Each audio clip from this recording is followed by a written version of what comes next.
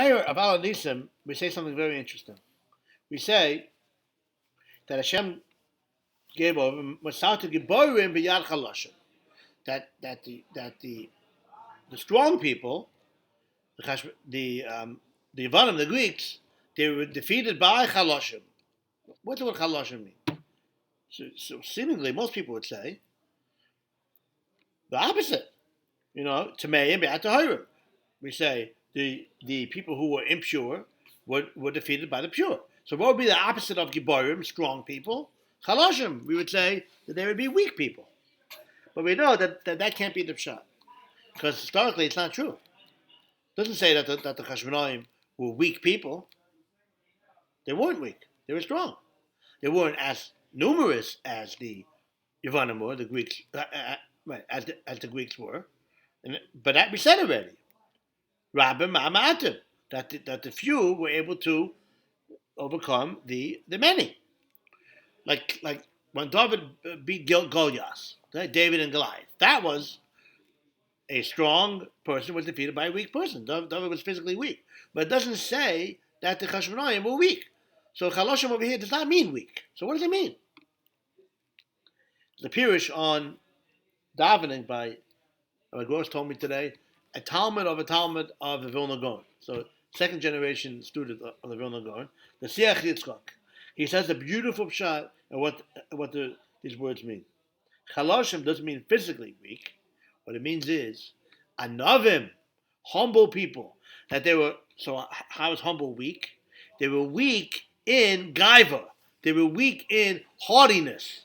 Chalishus medas, meaning they held of themselves. They knew who they were, but they didn't hold themselves too much that they were about gaiva, that they thought that they were the ones who were victorious against the Greeks. I want to see the way he says it over here. That they knew that because of themselves they weren't successful. The reason why they were successful is because of the help of God. That's the way the Kedushas Levi, it's a shame Zaidel's not here, the Kedushas Levi, the Tzaddik Reb Levi Yitzchak wants to say, and that's how he explains this tefillah. Beautiful, says Rabbi Levi Yitzchak. That's actually a pasuk. That's what we read on the Haftarah of Chanukah.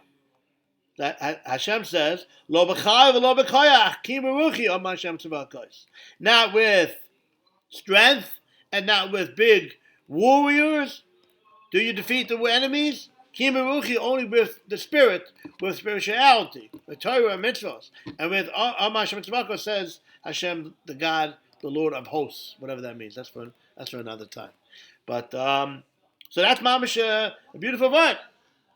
The Kedushas Levi. He shows that this idea that we say Giborim b'Yad Chaloshim is mamash a pasuk in the Haftarah, pasuk in the Nach that we will read on Shabbos and Mitzvah Shem. So that's the idea.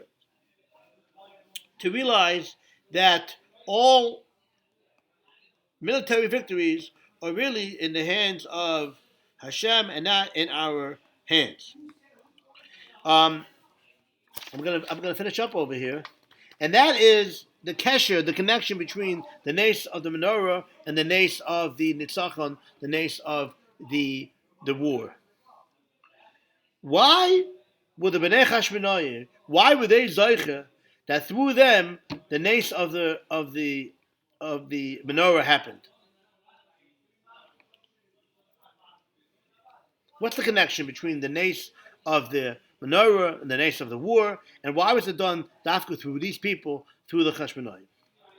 We know that the madrega of Torah of a person depends on his humility. And we know that menorah is the symbol of Torah. The Gemara tells us in Tainus, how come the words of Torah are compared to water? As it says, anybody who's thirsty should go for water. Water is a symbol for Torah. When water needs to travel, water has no problem going from a high place to a low place. Water goes down. Wherever it needs to go, it goes. After the Torah, Torah only has a kiyum, only has an establishment by a person that's like water that has no problem lowering himself and going down. The Gemara tells us in Sota, Torah can only be placed by a person who makes himself like nothing. A person that has anivus, a person that's humble. But Chachma and wisdom, may ayin timotze, will be found by a person that's ayin, that considers himself nothing. A person that has anivus, a person that has humility, a person that's humble, will be zeicher to have Torah. So that's the idea. The Chashmonayim, that they were gebarim b'yad chalashim in the hands of the people who were chalash. It doesn't mean physically weak. No, it means weak in gaiva, weak in haughtiness. That they were spiritually on such a high level that they realized that they are not the ones. That it's not their prowess, their military prowess that won the war. It was Hashem. So I'm going to finish up over here. So that's the idea of anava.